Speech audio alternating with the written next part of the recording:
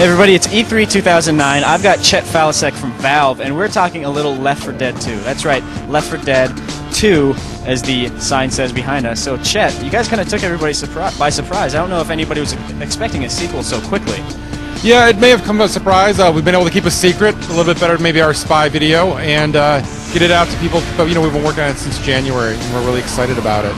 One of the reasons why we're coming out with a sequel now is the team's a lot of work at Valve. We're a lot of work on whatever we want, and the team Left 4 Dead 1 was really excited.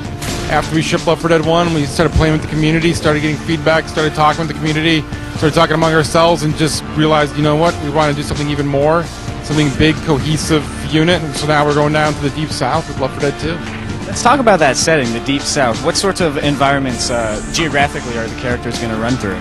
Well, so we start in Savannah, and it's actually Savannah before the infection hits. So it's a clean city, they're not dug in. We've got some CETA posters up. They're thinking washing your hands will stop this infection from spreading. It's not really going to work. And we go through the Deep South. We go through some swamps, we go through some back roads, some other locations we're not talking about yet, and we end up in New Orleans. And actually what we're playing today at the demo at E3 is we're playing through New Orleans. We're actually playing the first two maps. And what we're trying to do there is we're trying to get across the bridge and get to Salvation by getting onto some cruise ships. So all the gunfire going on behind me is reminding me I should probably ask you about the guns in the game. What sorts of new weaponry do you have in there? It looks like there's some melee weapons too. Yeah, so not only do we have new guns, we just don't have replacements for the old guns. We have like a whole ton of different auto shotguns you can pick up, or assault rifles, or all different kind of weapons. But also we have melee weapons. And so today at E3 we're showing you the axe, the baseball bat, and my favorite, the frying pan. And those let you really mix up the gameplay, and they each have their own different little characteristics of how they work better. Like the axe, we're actually in New Orleans today. It's daylight, so it's during the day. The witch is up and wandering around. Find one of those axes, you can plant it in the back of her head, she's dead. I'll be looking forward to it. Are there any other sorts of gameplay tweaks or changes that you guys have put in there? Yeah, so if you think about it, the team all plays Left 4 Dead.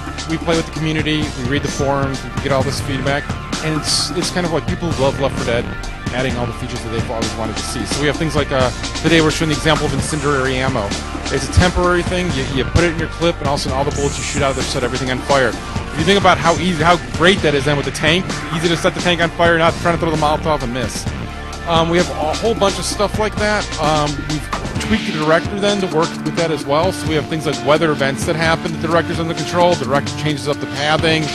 And the director's just smarter about what it spawns. Now that we have more creatures, so today we're showing the Charger, which is this great big guy, rushes down, knocks everybody down, and grabs the last guy and just starts pounding him into the ground.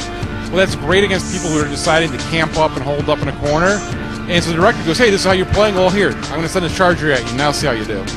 Now, who are those uncommon common that you were telling me about a minute ago? So every campaign has their own version of the uncommon common, at least one. And in New Orleans, what we're seeing is some of the CETA workers are in hazmat suits.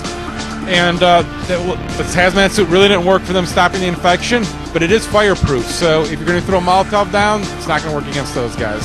So let's talk about how many different campaigns are in the game altogether. So we're going with 5 campaigns, not 4 like the last one. So it's 5 campaigns, and they're all going to be at release in Versus, survival mode, co-op mode, and a whole new multiplayer mode that we're not talking about today.